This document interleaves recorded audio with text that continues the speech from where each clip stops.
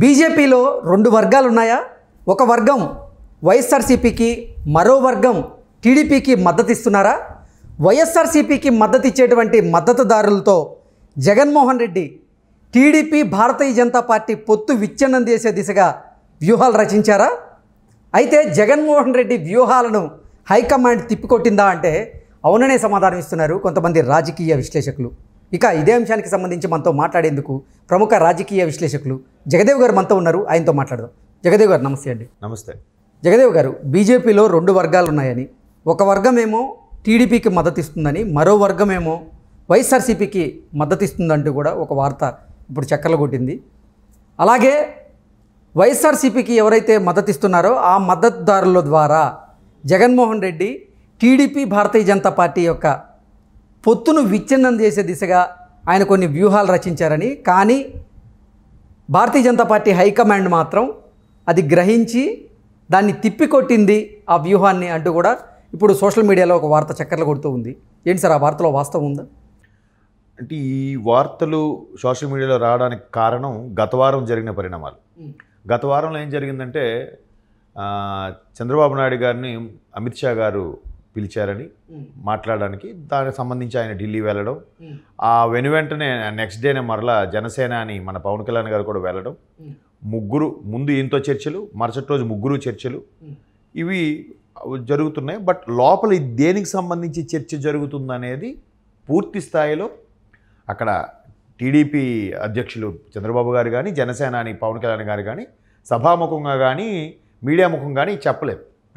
కానీ ఎలక్షన్స్ ముందు కాబట్టి ఖచ్చితంగా దేని గురించి అయి ఉంటుంది? పొత్తుల వ్యవహారం అయి ఉంటుంది, రాజకీయ పొత్తుల వ్యవహారం అయి ఉంటుంది, లేదా రాష్ట్ర రాజకీయ పరిణామాలు కానీ రాష్ట్ర పరిస్థితులపై కానీ అయి ఉంటుంది ఖచ్చితంగా. మరోవైపు బీజేపీ కూడా ఈసారి మూడోసారి గెలిస్తే మూడోసారి అవుతుంది కాబట్టి ఎంతో కొంత వ్యతిరేకత ఉంటుంది కాబట్టి ఎలాగైనా ప్రభుత్వాన్ని స్థాపించాలి, మేము పైగా 400 పైచిలుకు సీట్లతో అంటుంది కాబట్టి ఖచ్చితంగా బీజేపీకి కూడా కొంత పొత్తు అవసరం.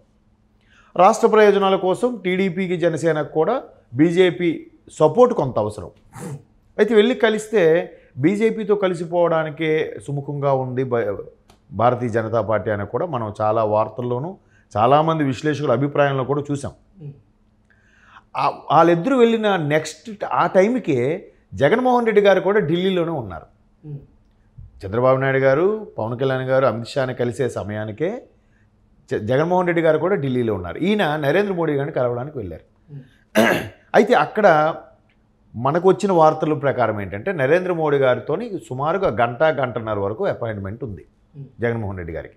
కానీ 20 నిమిషాల్లోనే బయటకు వచ్చేశారు అన్నట్టుగా కూడా ఢిల్లీలో ఉండే కవర్ చేసే మీడియా మిత్రులు కొంతమంది చెప్పారు. అలా వచ్చినప్పుడు కూడా జగన్మోహన్ రెడ్డి గారితో పాటు విజయసాయి రెడ్డి గారు, కొంతమంది రాజ్యసభ సభ్యులు ఉన్నారు. ఆయన వచ్చిన బయటికి రాగానే పత్రికాముఖంగా అదే మీడియా మిత్రులు అడిగిన ప్రశ్నలకి ఎందుకో ఆయన ఆన్సర్ చెప్పడానికి విముఖత వ్యక్తం చేశారు.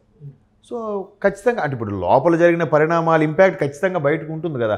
Face is the index of the mind కదా. సో లోపల మరి పొత్తుల వ్యవహారమా, లేదంటే రాష్ట్ర ప్రయోజనం కోసం ఈయన మరలా అప్పు కోసం వచ్చాడా, లేదంటే టీడీపీ, జనసేన వాళ్ళతో పొత్తు పెట్టుకోవద్దు, మాతోనే ఉండండి అని చెప్పడానికి వచ్చారా అనేది 3 రకాల వెర్షన్లు వినిపించాయి. దాంట్లో ఎక్కువ మంది విశ్లేషకులు ఓటు వేసింది ఏంటంటే ఎక్కడ టీడీపీతో పొత్తు పెట్టుకుంటారో అనే భయానికి లోనయ్యి ఈయన అది కూడా మాట్లాడడానికి వెళ్ళారన్నట్టుగానే ఎక్కువ మంది విశ్లేషకులు చెప్పారు. దానికి కొన్ని రీజన్స్ అంటే గత 5 ఏళ్ళుగా జరుగుతున్న విషయాలు, గత 5 ఏళ్ళుగా జరుగుతున్న కొన్ని అంశాలని బేరీజ్ వేసుకొని జగన్మోహన్ రెడ్డి గారు పూర్తి స్థాయిలో డెడ్ ఎండ్కి ఎలా వెళ్ళిపోతున్నారు విమర్శల విషయంలో కానీ, లేదంటే జనసేన టీడీపీనే విడగొట్టాలని కానీ, లేదా వీళ్ళిద్దరూ ఎలాగో కలిశారు కాబట్టి వీళ్ళకి సెంట్రల్ నుంచి ఏ మద్దతు ఉండకూడదనే అంశం మీద కానీ రకరకాల ఎగ్జాంపుల్స్ చెప్తూ ఎక్కువ మంది మీరు ఏదైతే అడిగారో ప్రశ్నకి దానికి అవునన్నట్టుగానే ఎక్కువ మందిగా విశ్లేషణ ఇవ్వడం జరిగింది. అది మనకు క్లియర్గా కనబడుతుంది కూడా. ఎందుకంటే చంద్రబాబు గారు అరెస్టు తర్వాత బీజేపీ ఎక్కడా స్పందించలేదు. పార్టీలకు అతీతంగా ప్రతి రాష్ట్రం నుంచి కూడా ఎవరో ఒకరు స్పందించిన వ్యక్తులు బీజేపీ ఎక్కడ స్పందించలేదు. అలాగే జగన్మోహన్ రెడ్డి గారు చేసిన వ్యాఖ్యలు కూడా బీజేపీ స్పందించలేదు. అవును అని చెప్పలేదు, కాదని చెప్పలేదు. అంటే బీజేపీ వెర్షన్ ఎలా ఉంది? అక్కడ చంద్రబాబు గారు ముఖ్యమే, ఇన్నేళ్ళు 5 ఏళ్ళుగా ప్రభుత్వం ఉంది కాబట్టి వైసీపీ కూడా ముఖ్యమే, కానీ ఇక్కడ మళ్ళీ బీజేపీ వాళ్ళు సెంట్రల్ ఇంటెలిజెన్స్ ద్వారా కొంత సర్వే రిపోర్టులు తెప్పించుకున్నారని, ఆ సర్వేలో పూర్తిగా టీడీపీకి జనసేనకే ఎక్కువగా సీట్లు గెలుచుకునే అవకాశం ఉన్న నేపథ్యంలో టీడీపీ జనసేనతోనే పొత్తుగా వెళ్తే బాగుంటుంది అనే ఒక అభిప్రాయంకి వచ్చారు. కాబట్టి ఇట్లాంటి వ్యవహారాలన్నీ కూడా జేపీ నడ్డా గారు, ప్రధాని నరేంద్ర మోడీ గారు లాంటి ప్రముఖులు ఉన్నప్పటికి కూడా ఇటువంటి పొత్తుల అంశాలని మొదట ప్రస్తావించి ధైర్యంగా ముందుకెళ్ళి ఏ సమావేశాలతో అయినా మాట్లాడే వ్యక్తి మొట్టమొదటిగా అమిత్ షా గారి పేరు వినిపిస్తుంది. కాబట్టి అందుకే ముందు ఆయనతోనే పావులు కనిపించారనే కూడా కొంతమంది విశ్లేషకులు చెప్తున్నారు. సో ఓవరాల్గా మనకు అర్థమైంది ఏంటంటే బీజేపీ టీడీపీ జనసేన పొత్తుతోనే వెళ్ళడానికి, లేదా ఒకవేళ పోటీ చేయకపోయినా బయట నుంచి మద్దతు ఇచ్చిన తర్వాత టీడీపీ జనసేన ఎక్కువ సీట్లు గెలుచుకుంటే ఆ తర్వాత పార్లమెంట్లో బీజేపీకి సపోర్ట్ ఇచ్చేలాగా ఒప్పందం మాట్లాడుకున్నారని చాలామంది విశ్లేషకుల అభిప్రాయం. నా అభిప్రాయం కూడా అదే. ఎందుకంటే గతంలో జరిగిన పరిణామాల దృష్ట్యా చెప్తున్నాను. సో ఇంకా నోట్లో వెలక్కాయ పడినట్టు అయింది కాబట్టి ఇది ఈ అంశం మీద ఖచ్చితంగా విడగొడితే బాగుంటుంది, లేదంటే విడగొట్టకపోయినా న్యూట్రల్గా ఉండిపోతే బాగుంటుంది అనే అంశం మీద బీజేపీతో చర్చలకే వెళ్ళారు జగన్మోహన్ రెడ్డి. అందుకే బయటకు వచ్చాక సరిగ్గా ఆ రోజు పివి నరసింహరావు గారికి భారతరత్న కూడా ప్రకటించారు. ఒక తెలుగువాడికి భారతరత్న ప్రకటించడం అనేది చాలా గర్వకారణం. నాకు తెలిసి తెలుగు వాళ్ళలో భారతరత్న ప్రకటించిన వాళ్ళలో లేదనుకుంటాను. నాకు మరి ముందు వాళ్ళు ఎవరో నాకు అంత ఇస్తే తెలియదు కానీ. సో పివి నరసింహరావు గారు మన తెలుగువారు కాబట్టి అతను ప్రకటించడం ఎలా ఉందని అడిగినప్పుడు కూడా ముఖ్యమంత్రి జగన్మోహన్ రెడ్డి గారు స్పందించడానికి ఇష్టపడలే. ఇంకా లోపల ఏం జరిగిందనే విషయం అడగలేదు. జనరలైజ్ థింగ్ కూడా అడిగినప్పుడు కూడా ఈయన స్పందించడానికి విముఖత చూపించడంతో ఈ అంశాలన్నీ కూడా అదే జరుగుండొచ్చు. ఖచ్చితంగా బీజేపీ ఏంటి అసలు అంటే భారతీయ జనతా పార్టీ టీడీపీ పొత్తు పెట్టుకోబోతుంది అని గ్రహించిన జగన్మోహన్ రెడ్డి దానికి భయపడుతున్నాడా? ఒకవేళ పొత్తు పెట్టుకుంటే నేను ఓడిపోవడం ఖాయం అని ఆయన భావించారా? అందుకే పొత్తును విచ్ఛిన్నం చేయాలని ఇటువంటి కుట్రలు పన్నుతున్నారా అంటే ఏం చెప్తారు? అది నేను అవునని అంటాను. ఎందుకంటే రీసెంట్గా పురంధరేశ్వరి గారు ఒక వ్యాఖ్యలు చేశారు. జగన్మోహన్ రెడ్డి గారు రెండోసారి ప్రభుత్వం స్థాపించడానికి ఎటువంటి పన్నాగాయాలని పన్నడానికి సిద్ధంగా ఉన్నారు. గతంలో చాలా జరిగాయి, రిగ్గింగ్లని, దొంగ ఓట్లు నమోదులని కానీ, లేదా ఈవీఎం ట్యాంపరింగ్లు కానీ ఇవన్నీ జరిగాయి. ఇవన్నీ కూడా జరుగుండొచ్చు. ఇవన్నీ కూడా ఖచ్చితంగా కేంద్రం అండదండలతోనే జరుగుతాయి, లేకపోతే వీళ్ళు చేయలేరు అనే వ్యాఖ్యలు కొన్ని సోషల్ మీడియాలో కూడా వైరల్ అయ్యాయి. దాంట్లో వాస్తవం ఎంత ఉందో మనకు తెలియదు.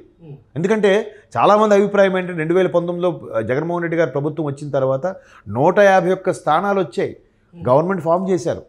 ఆయనకి 2019లో ఆయన క్యాన్వాసింగ్లో కానీ, ఆయన నవరత్నాల విషయంలో కానీ ప్రజలు మొగ్గు చూపారు, ఆయనకు ఓటు వేశారు. కానీ మరీ 151 వచ్చే మెజార్టీ వచ్చేంత మొగ్గు చూపలేదు. చంద్రబాబు నాయుడు గారికి మరీ 23 స్థానాలకే పరిమితమయ్యేంత వ్యతిరేకత కూడా లేదు అనేది చాలామంది అభిప్రాయం. చంద్రబాబు నాయుడు గారు వ్యతిరేకత ఉంది, కానీ మరీ 23 స్థానాలకే పరిమితమయ్యే వ్యతిరేకత లేదు. జగన్మోహన్ రెడ్డి గారు ఫేవరిజం ఉంది, కానీ 151 స్థానాలు వచ్చేంత ఫేవరిజం లేదు. బట్ ఇంకా ఇక్కడ ఏదో జరుగుండొచ్చు, ఏదో జరిపించి ఉండొచ్చు, లేదా కేంద్రం అండదండలతో కొన్ని జరుగుండొచ్చు అనేది మొన్న పురంధేశ్వరి గారి వ్యాఖ్యల్లో కూడా పరోక్షంగా అదే అర్థమైంది. కాబట్టి మరలా సెంట్రల్లో ఉండే పార్టీతో పొత్తుగాని లేకపోతే మనం మళ్ళీ రెండోసారి అనుకున్నది అవ్వకపోవచ్చు, ప్రభుత్వం రాకపోవచ్చు అని భయపడచ్చు కదా.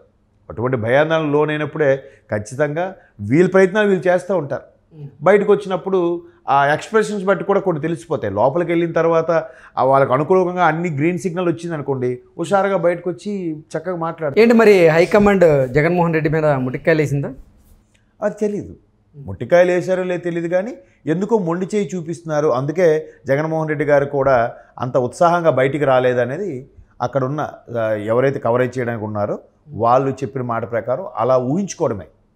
మేబీ అంటే ఒకవేళ అది ఖచ్చితంగా పొత్తుల విషయంలో మొండి చేయి చూపించిందా, లేదా రాష్ట్ర ప్రయోజనాల కోసం ఈయన ఇంకా ఇప్పటికే ఇంకా చాలా వరకు వాడేసారి ఇంక ఇవ్వడానికి లేదు అనుకున్న నేపథ్యంలో మరలా ప్రధాని నరేంద్ర మోడీ గారి ద్వారా నిర్మలా సీతారామన్ గారికి చెప్పించే ప్రయత్నం చేశారనేది తెలియదు. కానీ ఎలక్షన్స్ ముందు ఇంకే దీని గురించి ఏం మాట్లాడతారు? ఖచ్చితంగా వీటి గురించే మాట్లాడాలి, ఓకే, పొత్తుల గురించే. కాబట్టి అది చెక్ పెట్టే ప్రయత్నం అని నేను అనుకుంటున్నాను. ఓకే అండి, థ్యాంక్ యూ సో మచ్.